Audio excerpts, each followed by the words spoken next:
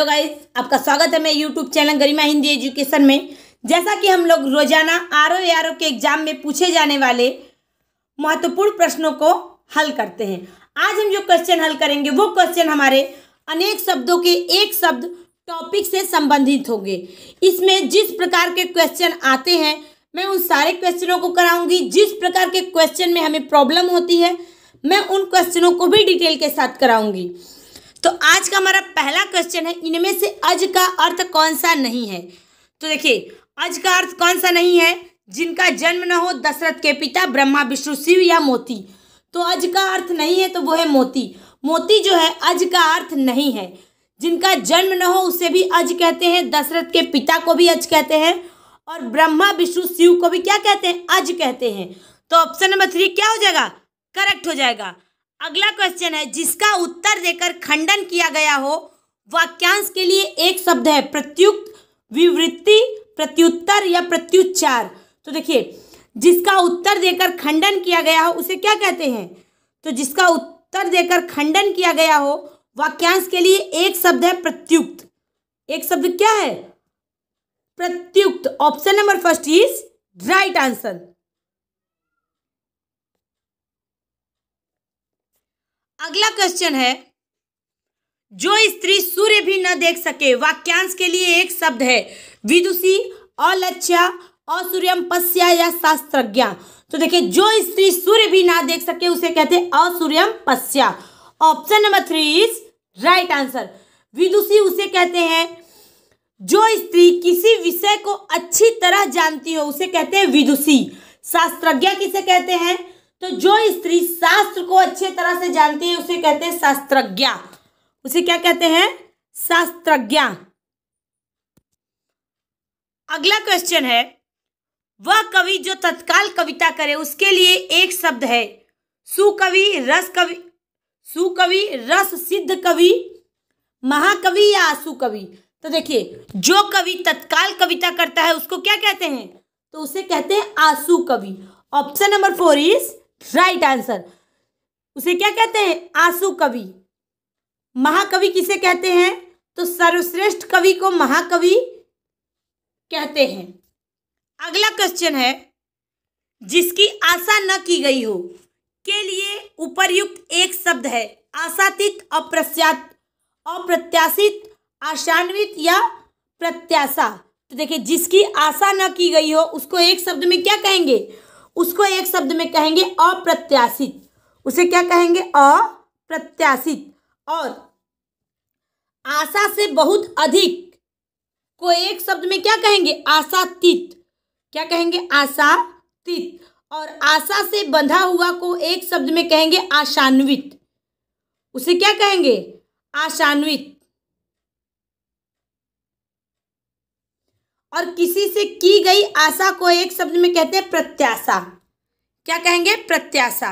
अगला क्वेश्चन है, बिना पलक झपकाए वाक्यांश के लिए एक शब्द है, चकित देखना, विपलक, निर्निमेष।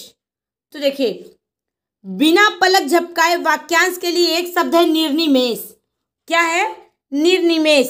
Option number 4 is right answer. अगला क्वेश्चन है,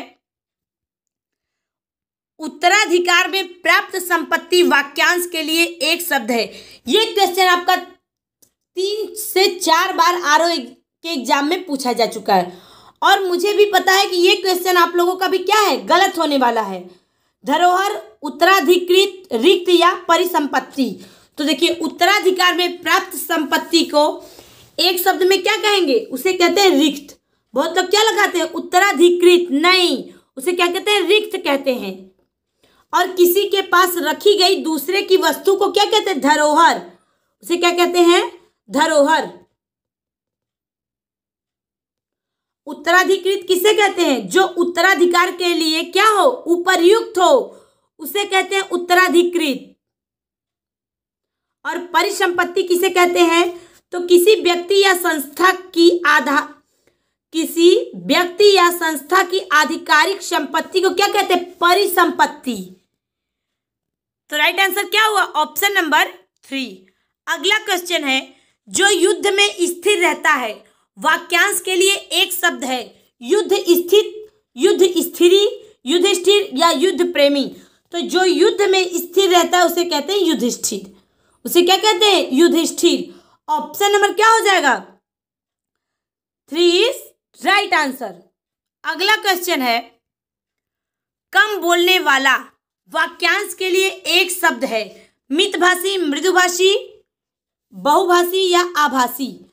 तो कम बोलने वाले को एक शब्द में क्या कहेंगे? उसे कहते हैं मितभाषी। उसे क्या कहते हैं? मितभाषी। बहुभाषी किसे कहते हैं? तो जो कई भाषाओं को जानता हो उसे कहते हैं बहुभाषी। और मधुर बोलने वाले को कहते हैं मृदुभाषी। और जो भाषा नहीं जानता हो या नहीं बोलता हो उसे कहते हैं अभाषी। तो राइट आंसर क्या हुआ? Option number first. अगला क्वेश्चन है, जो तौला जा सके वाक्यांश के लिए एक शब्द है। अपरिमेय, अनुपम, अनुमेय, परिमेय या विनिमय। तो जो तौला जा सके उसको एक शब्द में क्या कहेंगे? परिमेय। उसे क्या कहेंगे? परिमेय। जो मापा या तौला न जा सके उसे कहते हैं अपरिमेय। और किसी वस्तु की अदला बदली को विनिमय कहते हैं। क्या कहते हैं? विनिमय। और जो अनुमान करने योग्य हो उसे कहते हैं अनुमेय। मैंने सभी का आंसर बता दिया। ऐसा नहीं है कि मैं जो क्वेश्चन करवा रही हूँ वही पूछेगा, मैं जिसका डिटेल करवा रही हूँ क्वेश्चन हमारा पेपर में वो भी पूछ सकता है, इसलिए सभी क्वेश्चन को ध्यान से सुने।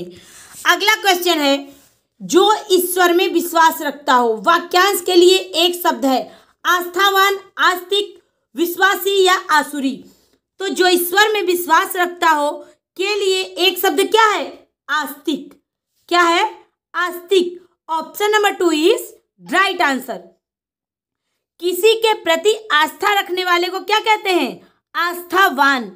और जो विश्वास के लायक हो उसे कहते हैं विश्वासी। अगला क्वेश्चन है, सब कुछ जानने वाला वाक्यांश के लिए एक शब्द है। ज्ञानी, महाज्ञानी, सर्वज्ञ, जानकारी। तो देखिए, सब कुछ जानने वाला सब कुछ जानने वाले को एक शब्द में क्या कहेंगे? तो उसे कहते हैं सर्वज्ञ। उसे क्या कहते हैं? सर्वज्ञ। अगला क्वेश्चन है, जो किसी विषय का ज्ञाता हो वाक्यांश के लिए एक शब्द है। अभिज्ञ, चैतन्य, विशिष्ट या विशेषज्ञ। तो देखिए, जो किसी विषय का ज्ञाता हो उसको एक शब्द में कहते हैं विशेषज्ञ। उसे क्या कहते हैं? विशेषज्ञ। अभिज्ञ किसे कहते हैं? तो जानने वाले को क्या कहते हैं? अभिज्ञ कहते हैं। अगला क्वेश्चन है, अपने सहारे पर रहने वाले को वाक्यांश के लिए एक शब्द है। स्वावलंबी, आत्मनिर्भरी, बलिष्ठ या आत्मविश्वासी।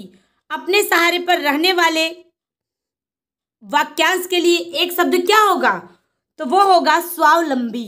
क्या होगा? स्वावलंबी। Option number first is correct हो जाएगा हमारा। जो अपने ऊपर निर्भर रहता है उसे कहते हैं आत्मनिर्भर। और जो अधिक बलवान होता है उसे कहते हैं बलिष्ठ। उसे क्या कहते हैं? बलिष्ठ। और जो अपने ऊपर बहुत विश्वास करता है उसे क्या कहते हैं? आत्मविश्वासी। अगला क्वेश्चन है, किसी पर विजय प्राप्त करने की इच्छा रखने वाला वाक्यांश के लिए एक शब्द है। विजित, विजेता, जिगीषु या जिज्ञासु। तो किसी पर विजय प्राप्त करने की इच्छा रखने वाले को क्या कहते हैं? जिगीषु। क्या कहते हैं? जिगीषु। Option number 3 is right answer. और विजेता किसे कहते हैं? तो जो जीत लिया गया हो उसे क्या कहते हैं? उसे कहते हैं विजित। उसे क्या कहते हैं? विजित। और जिसने विजय प्राप्त किया हो उसे कहते हैं विजेता। और जानने की इच्छा रखने वाले को कहते हैं जिज्ञासु। अगला क्वेश्चन है, कुछ खास शर्तों पर किसी कार्य को करने का समझौता वाक्यांश के लिए एक शब्द है। कर्मठता, बेलदारी, ठेकेदारी या संविदा। तो कुछ खास शर्तों पर किसी कार्य को करने का समझौता क्या कहलाता है? एक शब्द में संविदा। उसे क्या कहते हैं? संविदा। Option number 4 is right answer. अगला क्वेश्चन है, राज्य द्वारा निकाला गया आधिकारिक आदेश वाक्यांश के लिए एक शब्द है। अधिनियम, अध्यादेश, अधियाचना या अधिसूचना। तो राज्य द्वारा निकाला गया आधिकारिक आदेश को एक शब्द में कहेंगे अध्यादेश। क्या कहेंगे? अध्यादेश। Option number 2 is right answer. शासन द्वारा जारी किया गया कानून को क्या कहते हैं? अधिनियम। उसे क्या कहते हैं? अधिनियम।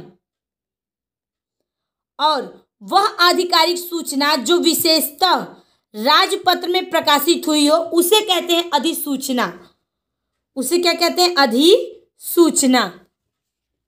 अगला क्वेश्चन है,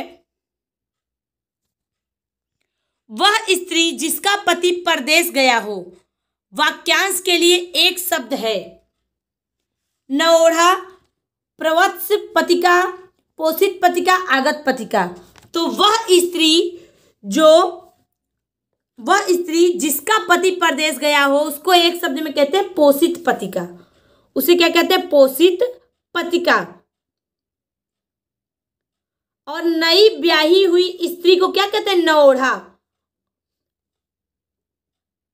और देखिए, वह स्त्री जिसका पति विदेश जाने को हो और जो वियोग की कल्पना में दुखी हो उसे कहते हैं प्रवत्स पतिका। उसे क्या कहते हैं? प्रवत्स पतिका। आगत पतिका कहते हैं जिसका पति, वह स्त्री जिसका पति अभी परदेश से लौटा हो उसे कहते हैं आगत पतिका। अगला क्वेश्चन है, पैर से सिर तक वाक्यांश के लिए एक शब्द है। नख, शिख नख, सिरों पर, पाद मस्तक, आपाद मस्तक। तो देखिए, पैर से सिर तक वाक्यांश के लिए एक शब्द क्या होगा? वो होगा आपाद मस्तक। क्या होगा? आपाद मस्तक। Option number 4 is right answer. पैर से सिर तक को वाक्यांश के लिए एक शब्द क्या होगा? आपाद मस्तक। बहुत लोग इसका क्या लगा देंगे? शिख नख। नहीं, वो क्या होगा? आपाद मस्तक। अगला क्वेश्चन है, अनुचित बात के लिए आग्रह करने वाला वाक्यांश के लिए एक शब्द है। दुराग्रह, अनाग्रही, दुराग्रही, कुआग्रही। तो देखिए, अनुचित बात के लिए आग्रह करने वाला वाक्यांश के लिए एक शब्द क्या होगा? दुराग्रही। क्या होगा? दुराग्रही। Option number 3 is right answer. और अनुचित बात पर अड़ना को कहते हैं दुराग्रह।